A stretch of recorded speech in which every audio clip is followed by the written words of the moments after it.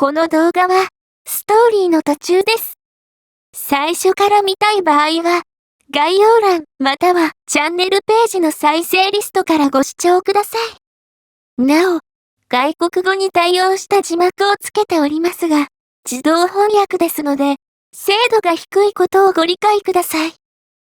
それでは、本編をお楽しみください。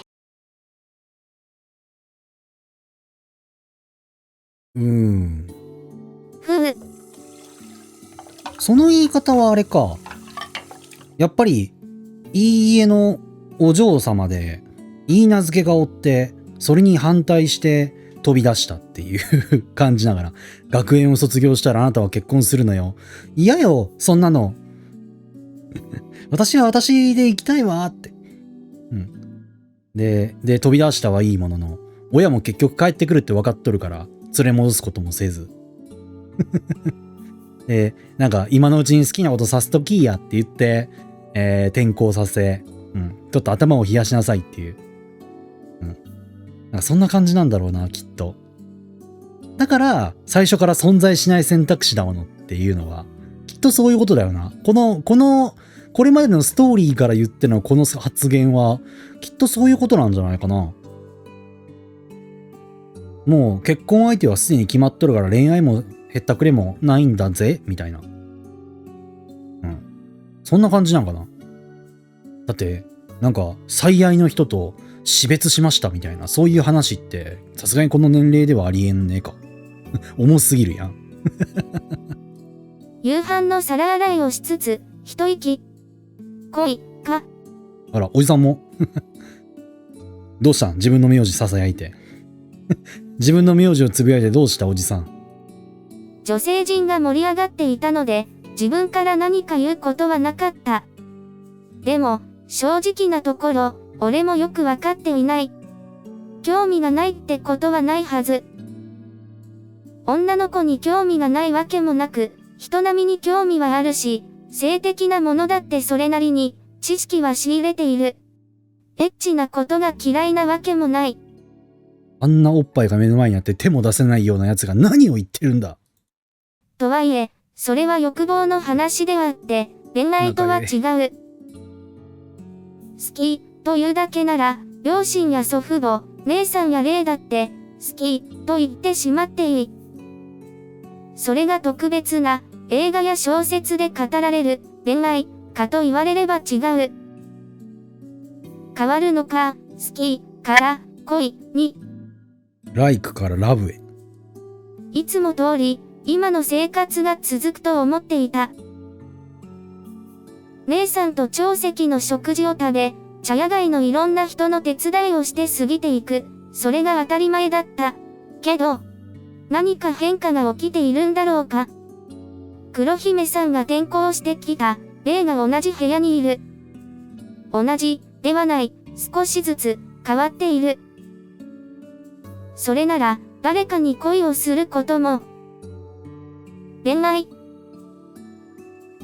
もう一度つぶやいてみても、夜の静寂に溶けていくほど曖昧な言葉に感じられた。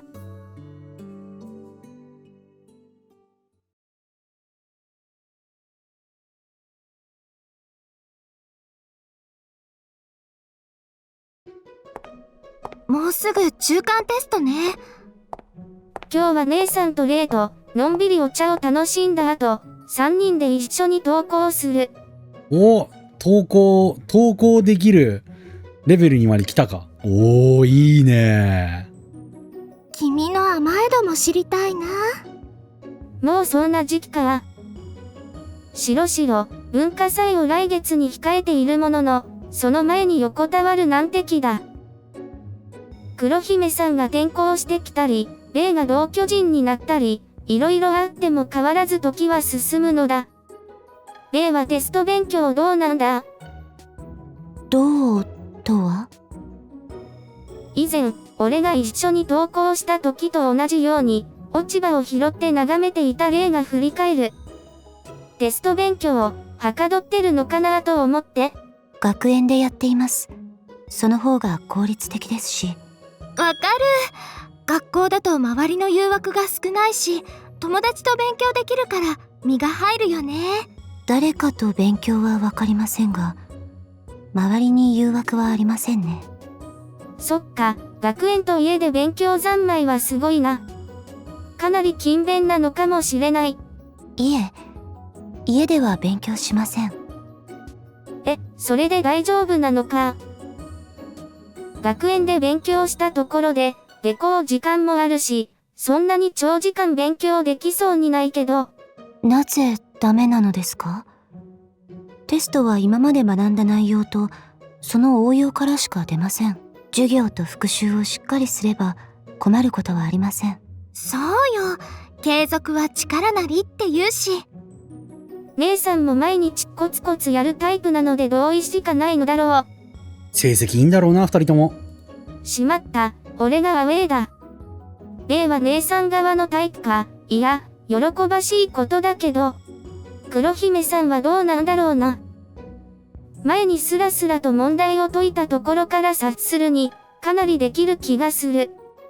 仲間だからありがたいかと問われれば、そうでもないけど。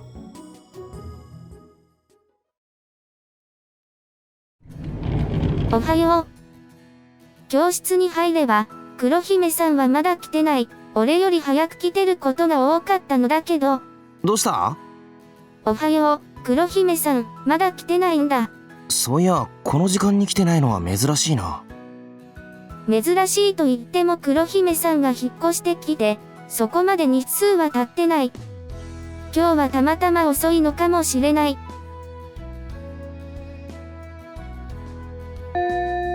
でも、朝の HR になっても黒姫さんは来なかった。あれ、黒姫は休みか？誰か、連絡来てないか？クラスメートも、誰も知らないらしい。どうしたんだろうね、黒姫さん。休み前は元気だったと思うけど、ひそひそとクラスメートたちも話している。昨日会った時も、別に体調が悪そうには見えなかった。前と同じ。黒姫さんが転校するはずだった日、あの日も来なかった。教師に言った理由は、電話ができない状態だった。だが、俺には、どうしてなんでしょう、と問いかけた。今回も、彼女は誰にも連絡をせずに休んでいる。だとしたら、前回と一緒の理由で休んでいる。考えすぎか？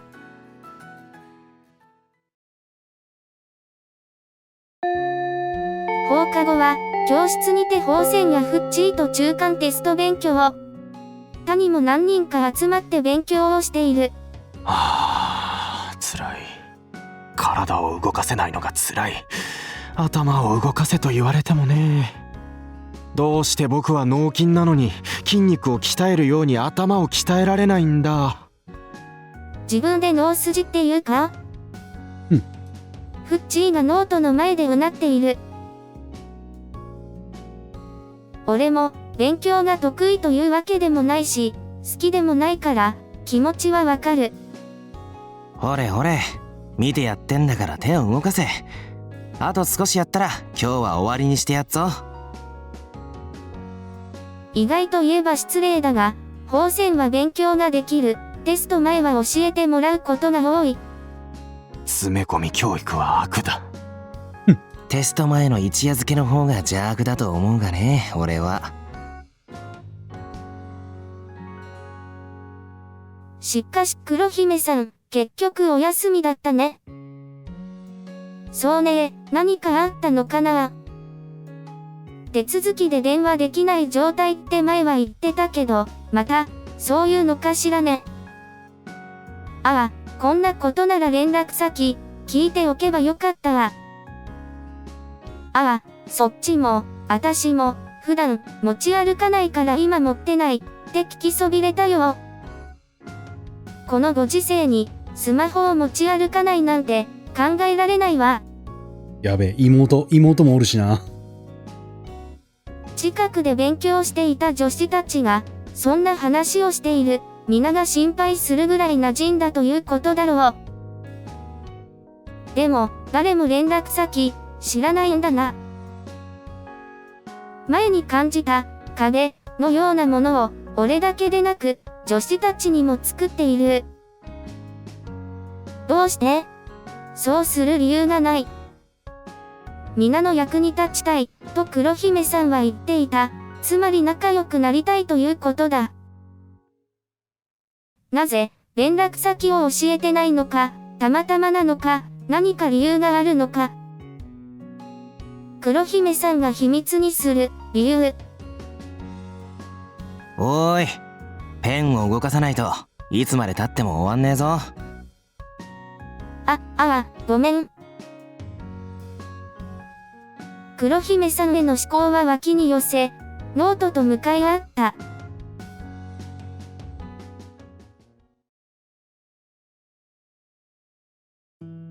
よし、今日はこのくらいにしておくか。ありがとうございました。さ、帰ろう。やっぱあれだな。なんか気になるな。一瞬たりとも見たくないのか、そそくさとフッチーが教科書やノートをカバンにしまい込む。体を動かす部活よりも頭使う方が腹減る気がするよ。普段使わねえ部分を使ったらそんなもんかもな。使ってないところを動かすと筋肉痛になるからね。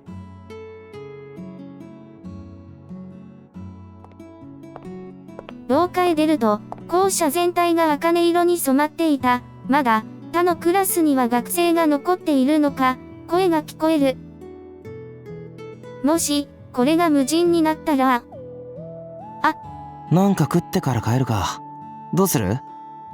いや、俺は図書館へ寄ってから帰るよ。一つ、可能性が浮かんだ。うわ、まだ勉強するのかい？熱心なものだね。あんまり根を詰めても能率は良くねえんだけど。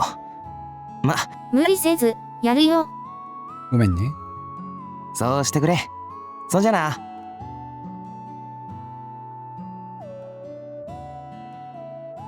確信というほどではなかった。ただ、あるいは、もしかしたら、という思いが、そのまま、行動になっている。図書館へ向かい、小1時間ほど勉強してから、また教室へと戻る。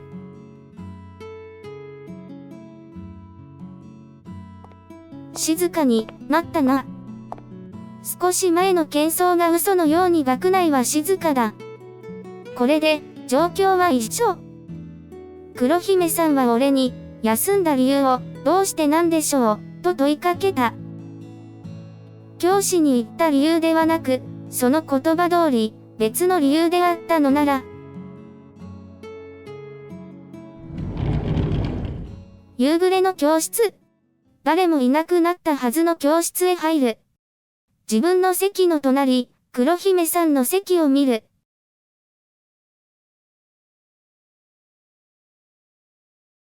いた。何それ？オカルト？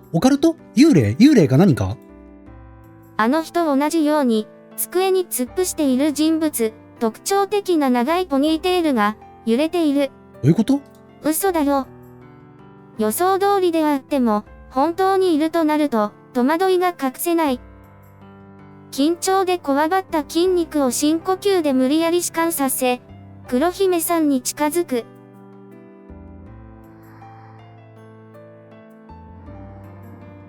黒姫さんの顔を覗き込めば、やはり寝ていた。整った顔から規則正しい寝息が漏れている。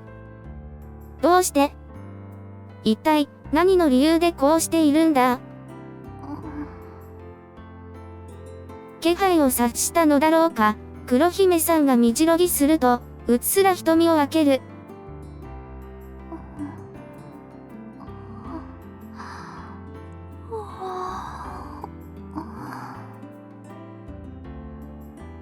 寝ぼけ目が、俺を映し出す。俺を見て驚いたのか、何度か瞬きをする。でも、すぐにいつもの微笑みを見せると、身体を起こす。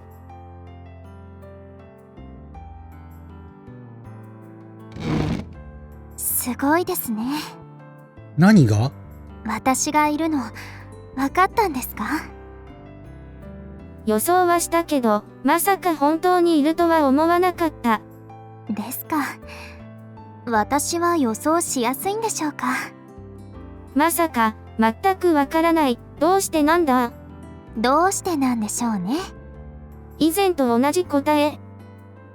いたずらっぽい問いかけなのも変わらない。いや、そうだろうか？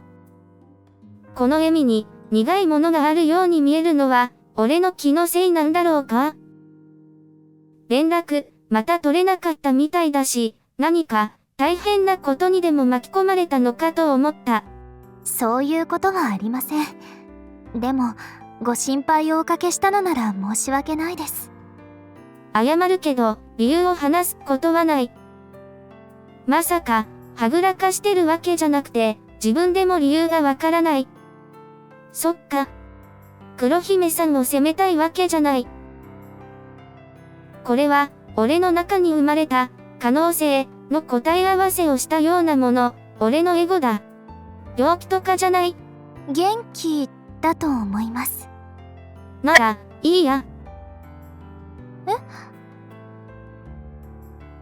驚くことはないだろう。クラスの皆も心配してたし、無事ならそれでいい。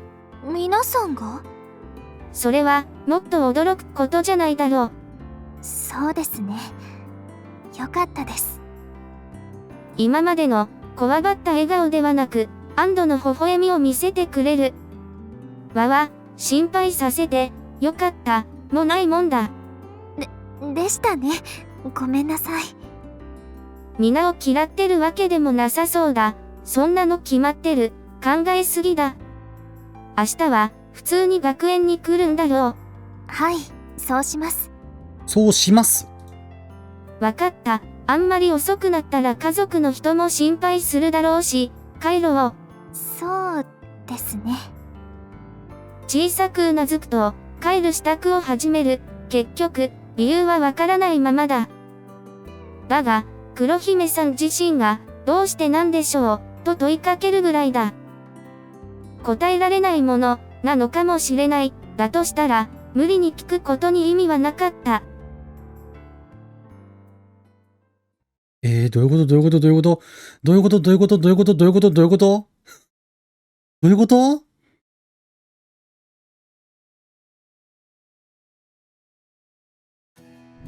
次の日。朝、教室へ入ると、黒姫さんはすでに来ていた。そのことにホッとする。黒姫さん、ここ教えて、ここ。見せてください。他の学生から、勉強の質問を受けているようだ。おはよう。おはようございます。自分の席まで行けば、普通に声をかけてくれた。多分、ここで間違ってるんじゃないでしょうか。ふむふむ、ああ、なるほど、代入ミスってたのね、ありがとう。いえ、私がわかる範囲でよかったです。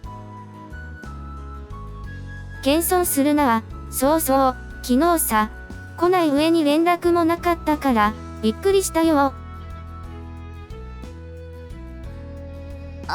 ごめんなさい。連絡したつもりだったんですが。あらま、意外とおっちょこちょい。意外なんて、私、結構おっちょこちょいですよ。話から察するに、昨日の放課後教室に来たことは、皆には知られてないらしい。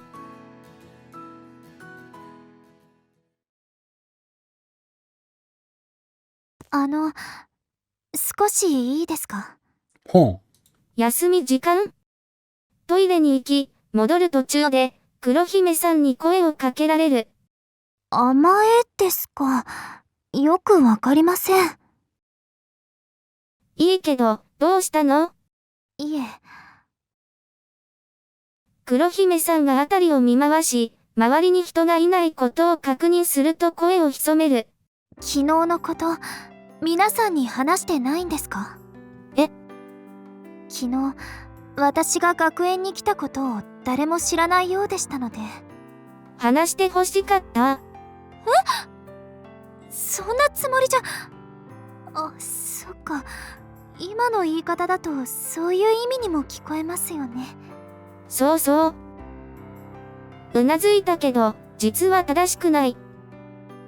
実際は、話されたくなかった、という黒姫さんの意思を確認するための問いかけだ。いえ、話さなくていいです。皆さんに伝えてないのでしたら、それが一番です。言うつもりもないから大丈夫。大丈夫とか、そういうのは別に。とにかく、それでしたら問題ないです。時間を取らせましたね。ごめんなさい。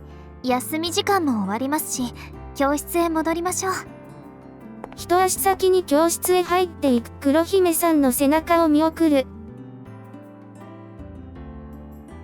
確信した黒姫さんは自分の行動を隠したがっている。無断で休んだのに放課後に来て寝ていたことが、体裁が悪いからだろうか。それに、休んだ理由を追求されたくないというのもあるだろう。隠し事か。一体何なんだろう。おー。今日もありがとう。これは興味深いです。立町の商店さんから出て黒姫さんに礼を言う。いえ、ずいぶん話を詰められましたね。文化祭についての話は今回で一区切り、残りは中間テストが終わってからだ。黒姫さんの隠し事は気になるけど、それを追求したところでどうにもならない。今は普通に接する方がいいだろう。黒姫さんはこの後どうする？テスト前なので、文化祭の準備も止められている。学園に戻る必要もない。買い物をする予定です。日用品をいろいろ買いたいので。ああ、引っ越してきたばかりだし何かと入りようだよな。案内しようか？いいんですか？この辺りの店はそれなりに知ってるし、黒姫さんも安い方がいいだろう。はい。地元だと少し値が張るので、ここで買った方が安い。そう考えてましたから。ああ、確かに費用品ならここで買う方が頼り安いかもな。休日には、隣の県から買い物に来る人もいると聞くし、近隣に比べたら充実している。ぜひ、お願いします。日用品ってことは、洗剤とか歯磨きとか？はい。家事に使う消耗品が主ですね。それじゃ、ドラッグストアがいいかな、こっち。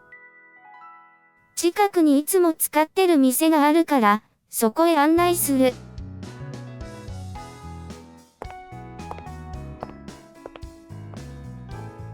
薬局。いえ、ドラッグストアですね。はあ。店を見上げて、黒姫さんが少しほけた声を上げる。もしかして、あまりドラッグストアで買い物したことない？はい。引っ越す前は遠出する機会がほとんどありませんでしたから。それじゃ、今日みたいな、お使い、は珍しいんだ。お使い。そうかもしれません。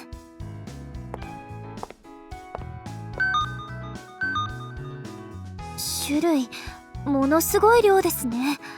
普段使ってるものを探すのも一苦労です。早速中に入るが、量の多さに当惑している。大丈夫？もちろんです。そこまで世間知らずじゃありませんし。強気。まずは洗剤。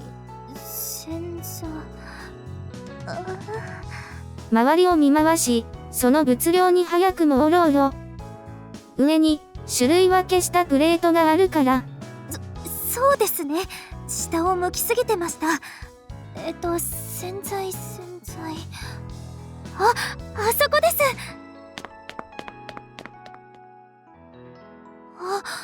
安い。でもいつも使ってるものと違いますね。どうしましょう。売っているものの値段を見ながら目を白黒させたり。歯ブラシの種類多いですね。何の違いが。同じブランドでも型が違う？予備の歯ブラシ買おうとして、その種類に驚いたり、薬局なのにお菓子やレトルト食品まであるんですね。これも健康に関わるんでしょうか？各コーナーを見て首をひねったりと、慣れないながら買い物を楽しんでいる。やはり、黒姫さん、良いところのお嬢さん、説は合ってる気がする。だよな。まあ、だからどうしたって話でもあるんだけどな。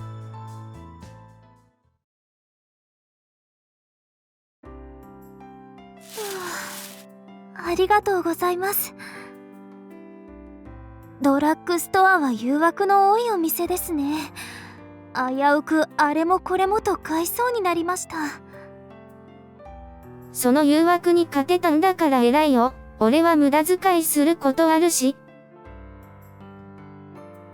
まあ、いけませんよ。しっかり自重できたので、誇らしげだった。もしかしていいとこの子だけど、一人暮らししとる？そんなことある？でも、本当にありがとうございます。予算よりもずっと安く買えて助かりました。お役に立てたなら幸いだ。丁寧にお礼を言われてしまうと、こちらもこそばゆい。何かお礼できたらいいんですけど。そんな気にしなくていいよ。いいえ、恩を受けたら返す。それが人の道です。何かありません？これは引き下がりそうにないな。ジュースの一つでもご馳走してもらおうか。そう思ってあたりを見渡し、あれがいい。あれ？コロッケ。コロッケ。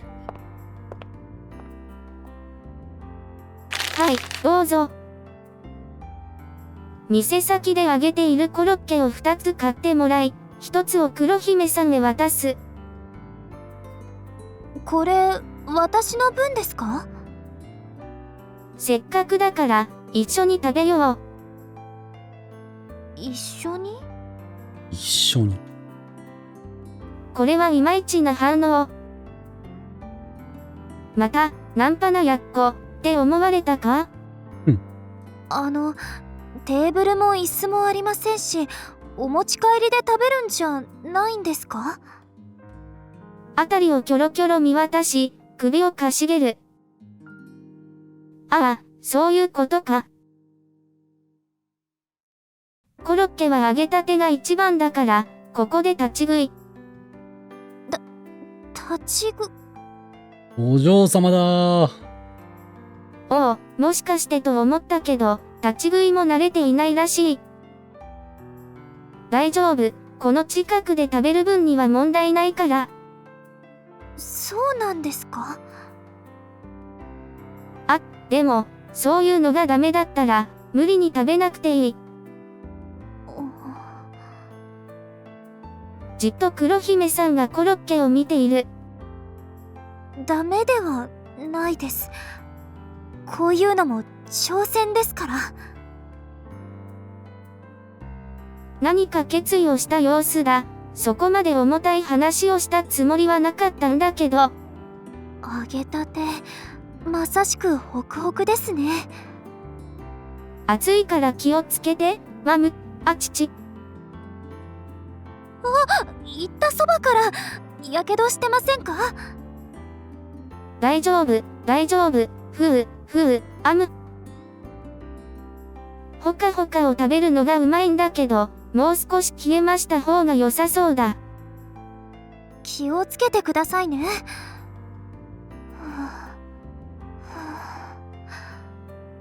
このまま食べるんですね。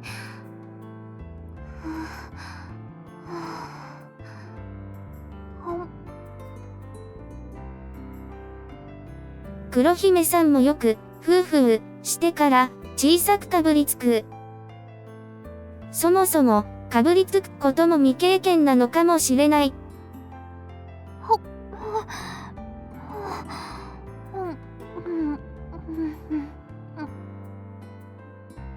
どう？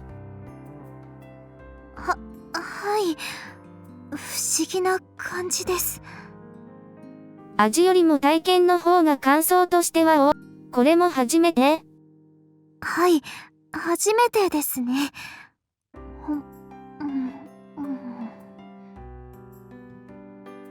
また一口かじってから、口元を押さえて口を動かす。そそとした食べ方だ。こういうのも白鷺学園の下校の楽しみということで。なるほど。皆さんの中では定番のことなんですね。湯気の立つコロッケをまたじっと見つめ、一口。面白いです。微笑んだ黒姫さんは満足そうだった。